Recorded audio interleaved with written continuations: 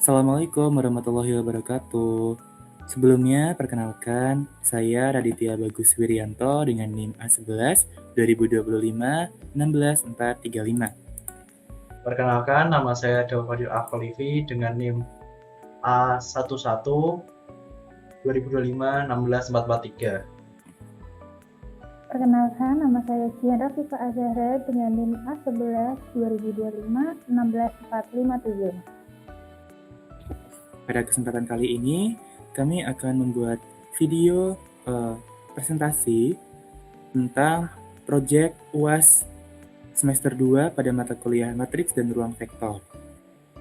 Baik, untuk penugasan UAS studi kasus pada mata kuliah matriks dan ruang vektor ini, kami membuat makalah yang kemudian kami susun pada presentasi dengan konsep penerapan pada bidang bioteknologi. Nah, judul makalah yang kami ambil adalah penerapan matriks dan ruang vektor dalam pemodelan distribusi populasi bakteri antar kompartemen pada sistem bioteknologi. Bisa dilanjut slide-nya. Baik, terima kasih. Jadi di sini saya akan menjelaskan mengenai latar belakang konsep dari penerapan matriks dan ruang vektor di bidang bioteknologi, yaitu khususnya di mikroorganismenya. Jadi pada sistem bioproses nyata, mikroorganisme sering ditempatkan dalam beberapa ruang atau kompartemen yang saling terhubung. Dalam hubungan semacam ini dapat dimodelkan menggunakan sistem persamaan linear atau yang biasa kita sebut SPL. Konsep SPL dapat dinyatakan dalam bentuk matriks. Keadaan populasi pada setiap kompartemen dapat dipresentasikan sebagai vektor dalam suatu ruang vektor. Dengan demikian, perubahan populasi dari waktu ke waktu dapat dipandang sebagai transformasi linear yang bekerja pada ruang vektor tersebut. Selanjutnya akan saya serahkan ke teman saya. Terima kasih.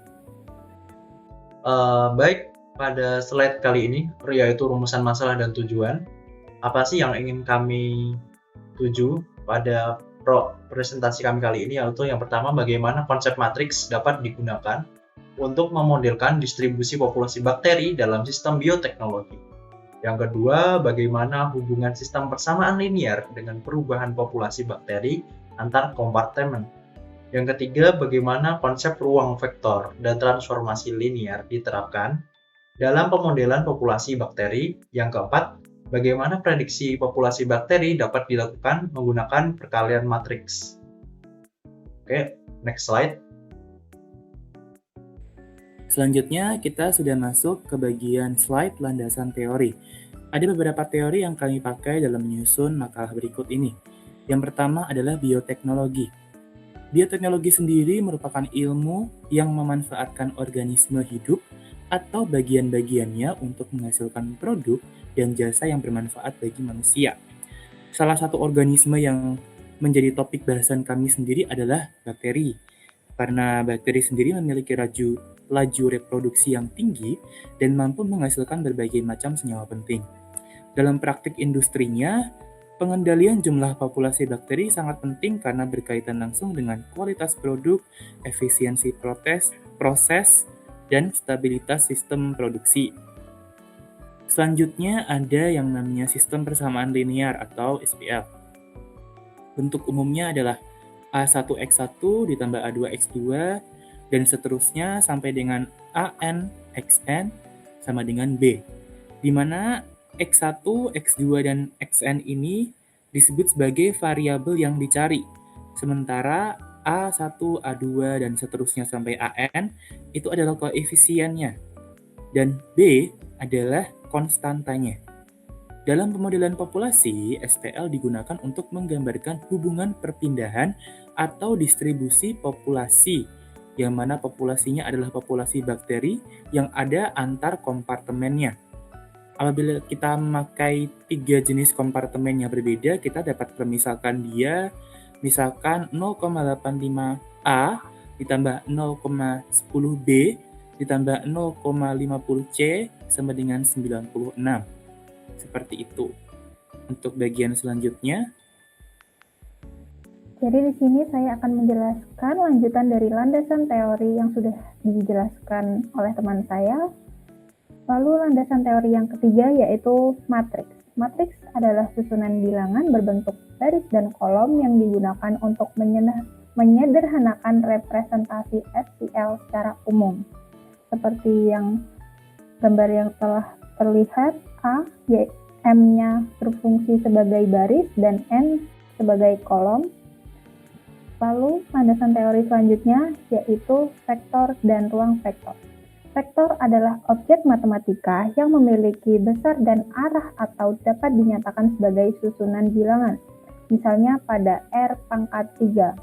Untuk ABC sebagai kompartemen dan 100, 80, 60 sebagai populasi dalam juta nilainya, dan ini adalah jumlah bakteri awal yang akan kita pakai. Slide selanjutnya akan dijelaskan oleh teman saya. Oke, pada slide kali ini yaitu landasan teori. Transformasi linear dalam bentuk matriks XT plus 1 sama dengan AXT, di mana XT adalah populasi bakteri saat ini, XT plus 1 yaitu populasi bakteri pada periode selanjutnya, dan A adalah matriks transformasi. Matriks A berfungsi sebagai operator transformasi yang mengubah keadaan sistem dari waktu ke waktu. Eigenvalue dan kestabilan sistem merupakan nilai khusus dari suatu matriks yang dapat digunakan untuk menganalisis perilaku jangka panjang suatu sistem. Secara umum, yang pertama, eigenvalue terbesar lebih dari 1 menunjukkan kecenderungan pertumbuhan. Eigenvalue terbesar sama dengan 1 menunjukkan keadaan stabil. Sedangkan eigenvalue terbesar kurang dari 1 menunjukkan kecenderungan penurunan populasi. Oke, untuk slide selanjutnya. Oke, kita sudah masuk ke bagian pembahasan. Jadi pada pembahasan ini, kami melakukan set kondisi awal, yaitu pada interpretasi awalnya, kami menggunakan 3 kompartemen bakteri yang kemudian akan kami masukkan ke dalam matriks transformasi linear dengan ukuran 3x3. Yang mana misalkan kita ambil pada baris pertamanya. Baris pertama ini menginterpretasikan pada 85% populasi bakteri yang ada pada kompartemen A itu akan tetap berada pada kompartemen A. Sisanya, 10% populasi dari A akan berpindah ke B dan 5%-nya akan berpindah ke C. Begitu seterusnya pada baris-baris berikutnya.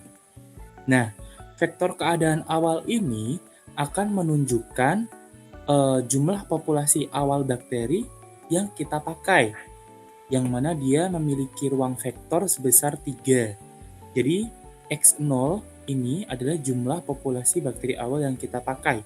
Jumlah kondisi populasi awalnya 100, 80, dan 60 dalam satuan juta sel. Yang mana setiap barisnya terbagi pada kompartemen A, B, dan juga C. Untuk bagian selanjutnya bisa di next. Baik, jadi saya di sini akan menjelaskan mengenai perhitungan populasi pada periode pertama dengan rumus AX0, yaitu seperti yang sudah dijelaskan teman saya, A sebagai matriks transformasi dan X0 sebagai vektor keadaan awal. Matriks transformasinya yang sebelah kiri dan yang kanan untuk vektor keadaan awal. Di cara pengaliannya itu 0,85 dikali 100 ditambah 0,10 dikali 80 ditambah 0,05 dikali 60 dan seterusnya, yang menghasilkan X1 bernilai 96, 80, dan 66. Maka dapat diketahui keadaan populasi bakteri pada kompartemen setelah satu periode. Untuk kompartemen A yaitu 96 juta sel, kompartemen B 80 juta sel, dan kompartemen C 66%. Slide selanjutnya. Pada slide pembahasan kali ini, interpretasi hasil. Yang pertama, populasi pada kompartemen A menurun dari 100 menjadi 96 juta sel. Yang kedua, populasi pada kompartemen B tetap sebesar 80 juta sel. Yang ketiga, populasi pada kompartemen C meningkat dari 60 juta menjadi 66 juta sel. Perubahan ini menunjukkan adanya distribusi ulang populasi antar kompartemen akibat perpindahan dan retensi sel. Prediksi jangka panjang XN sama dengan A pangkat N X0, di mana prediksi jangka panjang adalah rumus jangka panjang untuk menentukan seberapa banyak jumlah bakteri pada periode selanjutnya. Oke, untuk slide selanjutnya. Oke, pada bagian pembahasan yang terakhir, ada keterbatasan model. Keterbatasan ini adalah batasan ilmiah yang kami pakai dalam makalah yang telah kami susun. Jadi isinya adalah model yang digunakan merupakan model linear diskrit yang sederhana. Jadi dalam kondisi yang nyata, sebenarnya pertumbuhan bakteri itu dipengaruhi oleh ketersediaan nutrisi, suhu, pH, kapasitas lingkungan, hingga kompetisi antar mikroorganisme, yang mana setiap faktor ini tidak bisa kami ukur secara langsung dalam penelitian makalah kami. Kami hanya mengukur bagian yang masih ada pada matriks dan ruang vektor saja. Pertumbuhan bakteri sendiri sesungguhnya mengikuti model eksponensial atau logistik yang bersifat non-linear. Namun, meski demikian, model linear tetap penting sebagai pendekatan awal untuk memahami dinamika sistem biologis dan sebagai dasar pengembangan model yang lebih kompleks. Untuk bagian selanjutnya bisa di next. Baik, jadi kesimpulan dari presentasi ini, yang pertama yaitu matriks dapat digunakan untuk memodelkan distribusi populasi bakteri antar kompartemen dalam sistem bioteknologi. Lalu yang kedua, hubungan perpindahan populasi dapat dinyatakan dalam bentuk sistem persamaan linear yang kemudian direpresentasikan menggunakan matriks. Yang ketiga, keadaan populasi dapat dinyatakan sebagai vektor yang berada dalam ruang vektor R pangkat 3. Yang keempat, matriks berfungsi sebagai transformasi linear yang mengubah keadaan sistem dari waktu ke waktu. Dan yang terakhir, prediksi populasi pada periode mendatang dapat dilakukan menggunakan persamaan XN sama dengan AN, A pangkat N, X0 sehingga perhitungan menjadi lebih efisien dan sistematis. Terima kasih telah meluangkan waktu untuk melihat video presentasi dari kelompok kami kali ini.